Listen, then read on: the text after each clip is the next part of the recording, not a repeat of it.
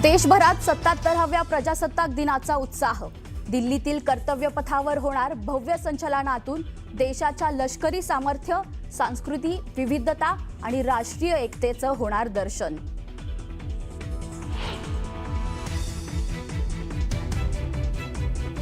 माजी राज्यपाल भगतसिंह कोश्यारी यांना पद्मभूषण पुरस्कार।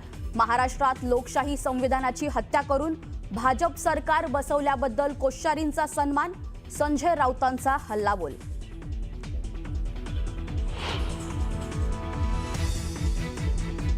अभिनेते धर्मेंद्र यांना मरणोत्तर पद्मविभूषण पुरस्कार जाहीर, तर गायिका अलका याग्निक यांना पद्मभूषण पुरस्कार।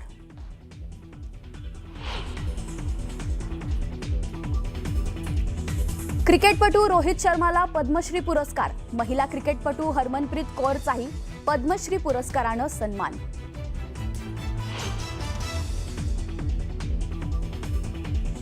2026च्या पद्म पुरस्कारांची घोषणा।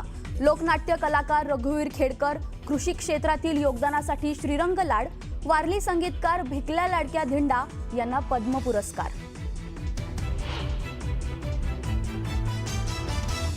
महाडमधील राडा प्रकरणी अटकेत असलेल्या विकास गोगावलेंसह 8 शिवसैनिकांना जामीन मंजूर।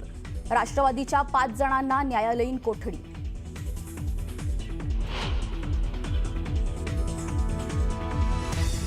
कराडमध्ये पुणे डीआरआय विभागाची कारवाई। डीआरआयने सील केलेल्या शेडमध्ये अंमली पदार्थांची निर्मिती होत असल्याचा आरोप। साताऱ्यात 6,500 कोटींचं ड्रग्ज सापडल्याचा सुषमा अंधारेंचा आरोप।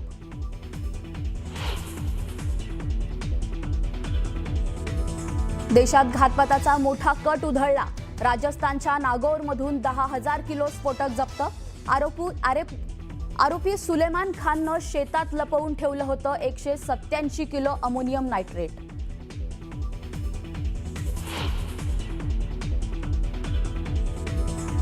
आणि भारतानं न्यूझीलंड विरुद्धची 5 सामन्यांची T20 मालिका जिंकली।